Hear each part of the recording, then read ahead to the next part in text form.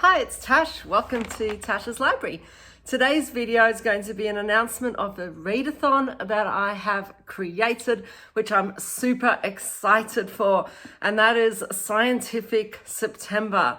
Now, the reason I've created this is because I love reading science, both science fiction and science non-fiction. And this is a great way to incorporate more of those books into my TBR.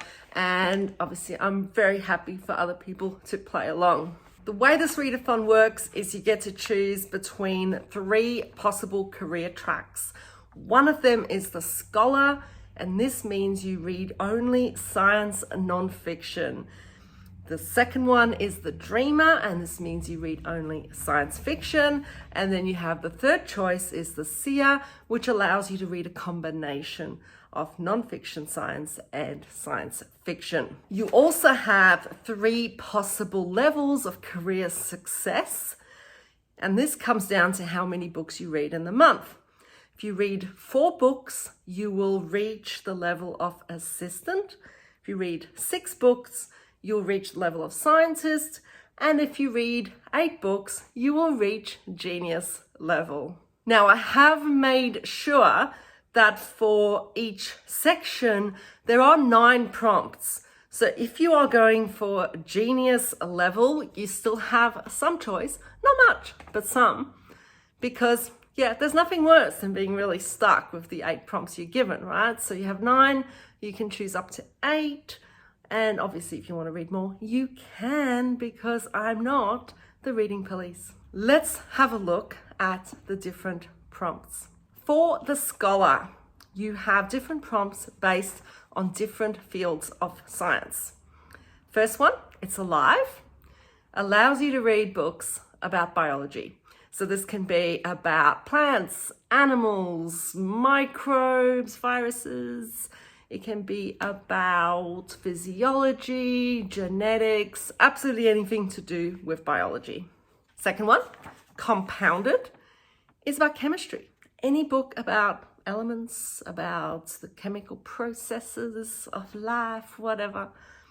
Number 3, it's all relative. This is about physics. This can be mechanics. It can be quantum physics, electromagnetism, absolutely anything you want to read about physics. Fourth one, all in the past, gives you a chance to kind of veer away from the hard science and allows you to look at the history of science.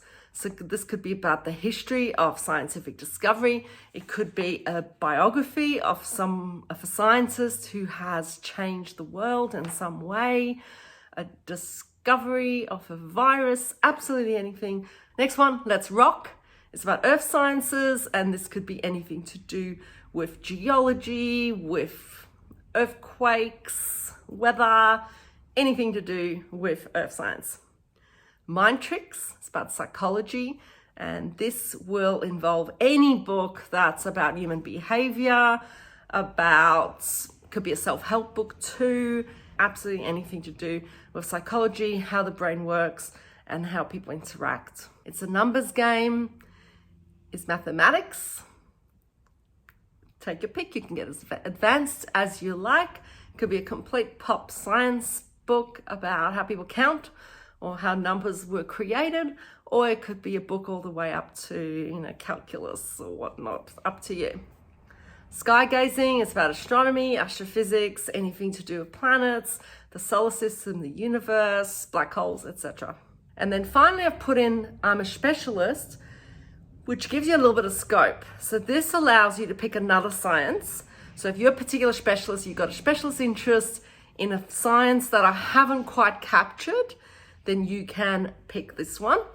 An alternative though is you could become a specialist in another area, and so you could choose to repeat a prompt. So you could choose to repeat a biology prompt, which allows you then to read 2 books about plants, or a book about plants and a book about microbes. Entirely up to you. Just gave us a little bit of scope for the scientists out there. The second career track is the dreamer, and this is science fiction. The first prompt is not as it should be, which means you're reading a dystopian book. A book about apocalyptic events, a post-apocalyptic world, anything where it's a little bit unsettling and things just aren't as they should be. Second prompt is, what are you? And this is about monsters and creatures. So this could be something like dinosaurs. It could be about the newly discovered creature. It could be about a created creature. Absolutely anything like that. Then hello, it's about first contact. So you're going to be reading a book about aliens in some way. Nesting is about terraforming. So terraforming absolutely any planet. Could be the moon, could be Mars, or it could be another planet somewhere in the distant universe. Mine is bigger than yours. It's about battles and military matters, war. So this will incorporate any military science fiction, a lot of choices there for you. It can also just be a science fiction book that features battles quite heavily, even if they're not military sci-fi. Spacey hijinks. It's about space operas and space travel. So any books that are predominantly on spaceships, but also those epic space operas would fit into this particular prompt. Tech talk is about virtual reality and cyber worlds. So anything where you're playing computer games or you're just entering a whole new virtual world. Robotic is about robots and AI, goes without saying. And finally, you have Let's Do the Time Warp, which is about time travel. So any book that features time travel, and this time travel could be small, could be a massive element of the book. It doesn't matter, it just features time travel in some way. Finally, if you're one of those people who just really don't want to spend the month just reading nonfiction or just reading fiction, you have the choice to follow the SEER path. And that means you read a combination of the two. Now, you can read any combination. The only requirement for this is you have at least one science nonfiction book and at least one science fiction book. Other than that, you could read 7 nonfiction books. You could read 1 science fiction book. You can read 50-50. You can read mostly science fiction and just read 1 nonfiction book or 2 nonfiction books. It's absolutely fine as long as you have at least 1 of each. That just gives us really nice scope. If you're going with the combo one, then that gives you 18 prompts to choose from, which is pretty good. You're going to have a lot of choices. Anyway, that is my readathon. I've especially kept it broad because I feel like it's a way of really pushing myself to throw some more science into my TBR.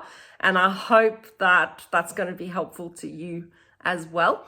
If you'd like to play along, I will have the infographic included below, so you can download that and look up the prompts. And I would love to hear about it if you're going to choose to play along, and let me know what books you're going to read for it. And I will be releasing another video with some recommendations for each of the prompts.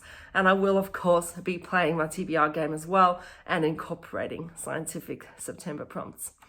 Thank you for watching, and I'll see you next time. Take care.